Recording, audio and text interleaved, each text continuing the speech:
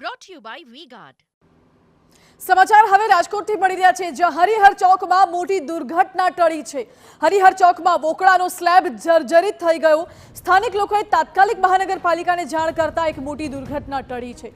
જો યોગ્ય સમારકામ ન કર્યું તો મોટી દુર્ઘટના થવાની શક્યતા હતી। આ તો સ્થાનિકોની જાગૃતિને પગલે મોટી દુર્ઘટના ટળી।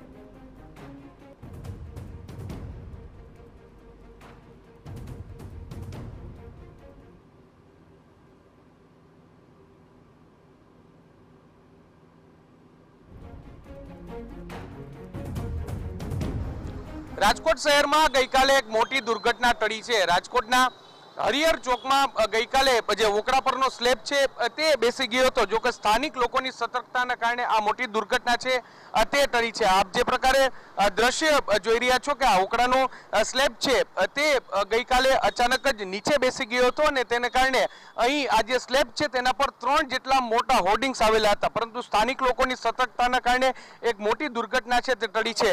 આ દ્રશ્ય તમે જુઓ, આ વોકળા પરના સ્લેબના આ દ્રશ્યો છે કે જે ખૂબ જ જર્જરિત હાલતમાં જોવા મળી રહ્યા છે। જ્યારે રાજકોટના સર્વેશ્વર ચોકમાં સ્લેબ છે તે ધરાશય થયો, વોકળા પરનો સ્લેબ ધરાશય થયો, ત્યારબાદ રાજકોટ મહાનગરપાલિકાએ દાવો કર્યો હતો કે જેટલા પણ વોકળા છે તે વોકળા પરના બાંધકામની સમીક્ષા કરવામાં આવી રહી છે, પરંતુ અહીં મોટા હોર્ડિંગ્સ આવેલા હતા અને ગઈકાલે અચાનક જ આ સ્લેબ છે તે નીચે બેસી જવાની ઘટના છે તે સામે આવી અને તેને કારણે તાત્કાલિક અસરથી 3 જેટલા મોટા હોર્ડિંગ્સ છે તે અહીંથી દૂર કરવામાં આવ્યો છે અને કોઈ અનિચ્છનીય બનાવ ન બને તે માટે અહીં ભરતી છે તે કરવામાં આવી છે। આપણે અહીંના સ્થાનિક લોકો છે, આપણે તેની સાથે વાત કરીશું કે તેઓ શું કહી રહ્યા છે। શું કહેશો આપ, કેટલા વર્ષ જૂનો આ વોકળો હશે અને ગઈકાલે શું ઘટના બની હતી? સાહેબ, આ વોકળો તો આશરે 40-50 વર્ષ જૂનો છે અને કાલે એવી ઘટના બની કે હું સવારે મારી બાઇક લઈને આવ્યો અને જેવી બાઇક અહીંયા ઊભી રાખું છું સાહેબ, હું બાઇક સોતો અંદર ગળી ગયો અને સેજ આ બોર્ડ હોર્ડિંગ બોર્ડ હતું બહુ મોટું, જે અહીંયા સાઈડમાં છે, મારી પાસે લાઈવ વિડીયો ને બધા છે, એની પાસે પ્રૂફ છે। હું ભાન બચ્યો હતો કાલે અને પછી અમે એક ભાજપના કોઈ કાર્યકર્તા મિત્ર થકી અમે એને ભાઈ ભાજપના કાર્યકર્તાને ફોન કર્યો ને એ મ્યુનિસિપાલિટીના રાત્રે માણસો બોલાવ્યા, 4-5 જેસીબીને તે બધું કામ રાત્રે લાગ્યા હતા।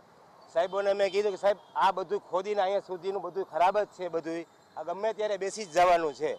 સાહેબે રાતે શું વાત કરી, કોન્ટ્રાક્ટને કાંઈ કાં થઈ જશે, સાહેબના મારી પાસે પ્રૂફ છે, સાહેબને મેં વાત કરી તોય સાહેબ લોકોએ અહીંયા જેસીબીથી ખાડો ખોદીને જે તે ભરતી હતી આવડા મોટા મોટા પથ્થર એની પાછા મૂકીને એક ટ્રેક્ટર રેતી નાખીને આ લોકોએ કામ પ્રૂવ કરી નાખ્યું છે।